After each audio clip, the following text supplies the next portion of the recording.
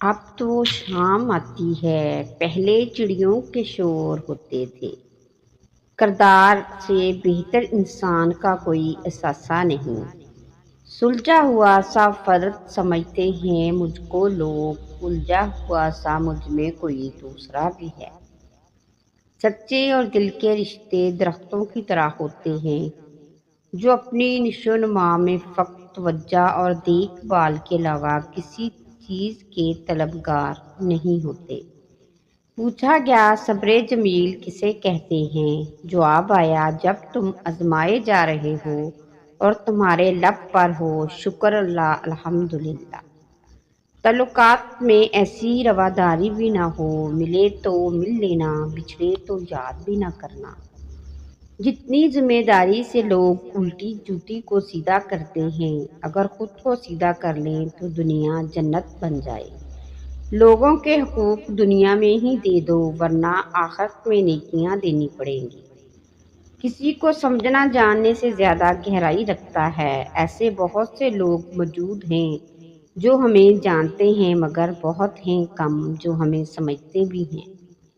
زندگی کی ساری مشکلات نے بس ایک سبق دیا ہے، جو رشتے آپ کے ہمدرد نہیں بن سکتے انہیں اپنا سردرد بھی نہ بننے دیں۔ جب کوئی تم سے زیادتی کرے تو اس سے انتقام مت لو بلکہ دور سے مشاہدہ کرتے رہو۔ تم دیکھو گے تقدیر عجیب انداز میں اس کے ساتھ حساب لے گی۔ وہ مہلت دیتی ہے، نظر انداز نہیں کرتی۔ جو آنسو پی لیے جائیں وہ آنسو زہر سے کم نہیں ہوتے۔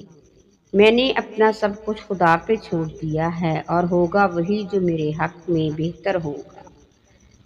شام زندگی کی ہو یا دکھوں کی آخر ڈل ہی جاتی ہے۔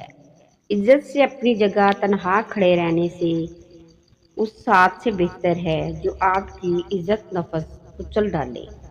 تکلیف ہونے پر جو آپ کو سب سے پہلے یاد آتے ہیں وہ زندگی کا سب سے قیمتی انسان ہوتا ہے۔ سرخ پتوں کو سوکھ کر گرتا دیکھا ہے میں نے، مجھ سے مت پوچھ تجربہ وقت کی تلخیوں کا۔ اتنا آسان نہیں لفظوں کو غزل کرنا، شعور کو شعر بنانے میں جگر لگتا ہے۔ تیری رحمتوں پہ منحصر میرے ہر عمل کی قبولیت، نہ مجھے سلیقہ التجا نہ مجھے شعور نماز۔ ہم فقیروں سے دعاؤں کا کہا ہی نہ کرو، رد ہوئے ہم تو تمہارا بھی یقین جائے گا۔ فجر کا سجدہ باقی تمام سجدوں سے زیادہ پرسکون ہوتا ہے، کبھی محسوس کر کے دیکھو۔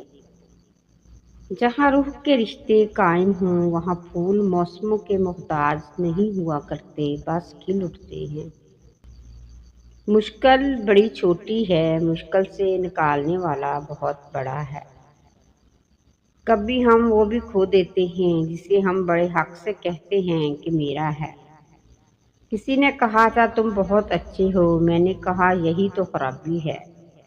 دل کا اچھا ہونے سے کہیں بہتر ہے کہ انسان زبان کا اچھا ہو، کیونکہ لوگوں کا واسطہ سب سے پہلے آپ کی زبان سے پڑتا ہے۔ دل تک تو کچھ خاص لوگ ہی پہنچ پاتے ہیں۔ خود کو مرجھانے مت دیں، آپ نہیں تو کچھ بھی نہیں۔ یہ زندگی کوئی اتنی فالتو تھوڑی ہے جسے آپ کسی بھی واقعے کے سپرد کر دیں۔ آپ خوش رہیں گے تو یہ دنیا آپ کے ساتھ مسکرائے گی۔ خود کو ہمیشہ ایکٹیو اور پر اعتماد پرسکون رکھیں، اپنا ساتھ کبھی نہ چھوڑیں، کیونکہ آپ کو سب سے پہلے آپ کو اپنی زیادہ ضرورت ہے۔ زندگی آپ کو بہت خوبصورت نظر آئے گی اگر آپ زندگی کو مثبت پہلوؤں سے سوچنا شروع کر دیں۔ کھوئی ہوئی چیزوں سے زیادہ پائی ہوئی نعمتوں پر شکر ادا کیجیے۔ برے رویوں کو فراموش کر کے خوشی سے سرشار لمحوں کو محسوس کرنا سیکھیں۔ جو آپ سے محبت کرتے ہیں ان سے بڑھ کر محبت کیجیے۔ جو آپ کا خیال رکھتے ہیں ان کا زیادہ خیال رکھیے۔ اپنے دل کا کھل کر اظہار کیجیے۔ مکمل کوئی نہیں، ہر شخص کہیں نہ کہیں آدھا ادھورا ہے۔ ساری محبتیں کچی پکی ہیں۔ اکثر رشتوں میں کہیں نہ کہیں مفاد لالچ ڈر آتا ہے۔ انسان کو انسان سمجھیے، اسے ان کی کمزوریوں کے ساتھ قبول کیجیے۔ اسے بتا دیجیے کہ اس کی کس عادت کس بات سے آپ کو تکلیف پہنچتی ہے۔ ایک بات مگر طے ہے، محبتیں اثر ضرور رکھتی ہیں۔ ہر طلق احترام مانگتا ہے۔ کسی کو حاصل کرنا یا کسی کو اپنا بنانا ہو تو سب سے اول اس کا احترام کرنا لازمی ہے۔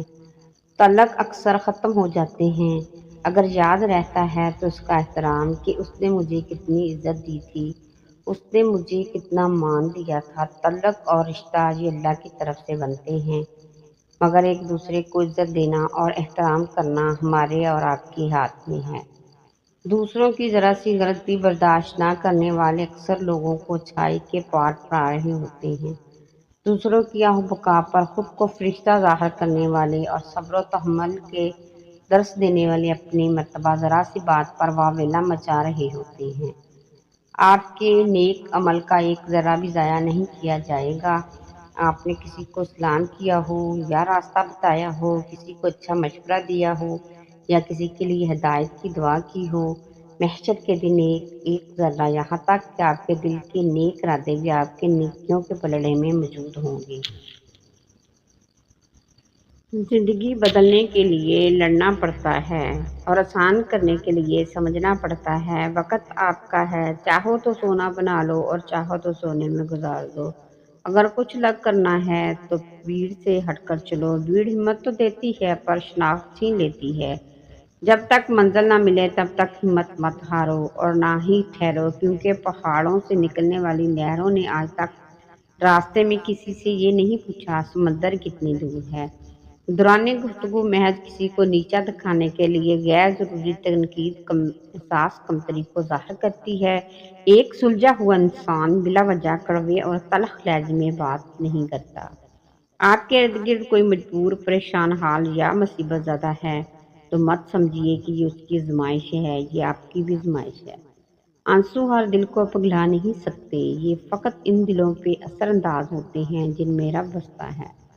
دوسروں کی مدد کرنے کے لیے ضروری نہیں کہ آپ بہت طاقتور اور امیر ہوں، صرف رحم دل ہونا ہی کافی ہوتا ہے۔